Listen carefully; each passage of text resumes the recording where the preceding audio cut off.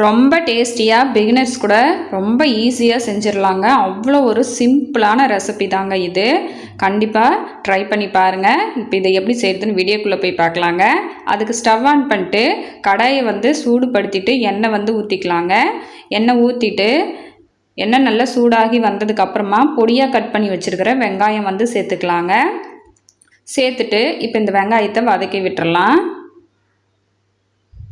First time நம்ம சேனலை பார்க்குறது இருந்தால் சேனலை சப்ஸ்கிரைப் பண்ணிக்கோங்க. மறக்காமல் லைக் பண்ணிட்டு உங்கள் ஃப்ரெண்ட்ஸ் அண்ட் ஃபேமிலி மெம்பர்ஸ்க்கு ஷேர் பண்ணிக்கோங்க. இப்போ இதில் ஒரு கொத்து கருவேப்பிலை சேர்த்துட்டு இப்போ இதையும் வதக்கி விட்டுக்கலாங்க. வதக்கி விட்டுட்டு இப்போ சிக்கன் சேர்த்துக்கலாங்க.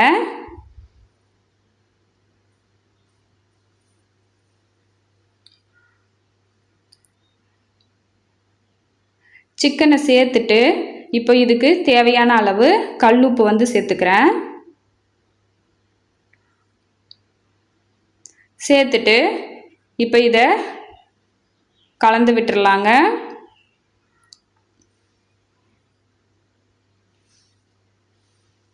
நம்ம கல்லுப்பு சேர்த்து வதக்கும் பொழுது சிக்கன் சீக்கிரமாக வதங்கி வந்துடும். அதுக்காக தான் உடனே நம்ம உப்பு சேர்த்துக்கிறோம். இப்போ வதக்கி விட்டுட்டு கடாயோட லிட்டை க்ளோஸ் பண்ணிக்கலாங்க. இது ஒரு 10 நிமிஷம் வேகட்டும். 10 நிமிஷம் கழித்து ஓப்பன் பண்ணுற பாருங்கள். சிக்கன்லேருந்து தண்ணி நிறைய விட்டு வந்திருக்குங்க. இந்த ரெசிபிக்கு நம்ம தண்ணி ஒரு சொட்டு கூட ஊற்ற போகிறதில்ல. இதில் இருக்கிற இந்த தண்ணியிலேயே தான் சிக்கன் நல்லா வெந்து வரப்போகுதுங்க. இப்போ இதில் 2 டேபிள் ஸ்பூன் அளவுக்கு இஞ்சி பூண்டு பேஸ்ட்டு சேர்த்துக்கலாம். கூடவே 4 டேபிள் ஸ்பூனு சிக்கன் மசாலா சேர்த்துக்கலாங்க. சேர்த்துட்டு இப்போ இதை நல்லா பிரட்டி விட்டுக்கோங்க.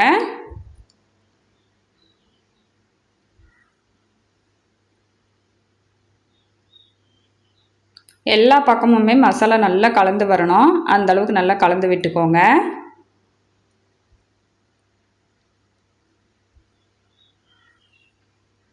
கலந்து விட்டதுக்கு அப்புறமா இப்போ இதில் கொஞ்சமாக மஞ்சத்தூள் சேர்த்துக்கலாங்க.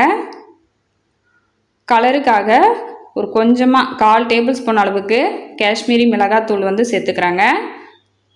அந்த சிக்கன் மசாலாவில் இருக்கிற காரமே நமக்கு கரெக்டாக இருக்கும். அதனால் நாம் மிளகாத்தூள் எதுவும் சேர்க்கலை.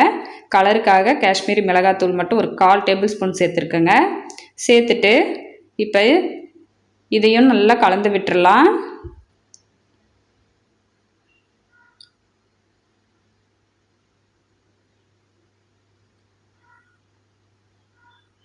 எல்லாமே நல்லா கலந்து வந்ததுக்கு அப்புறமா இப்போ மறுபடியும் நம்ம லிட்டை க்ளோஸ் பண்ணிடலாங்க.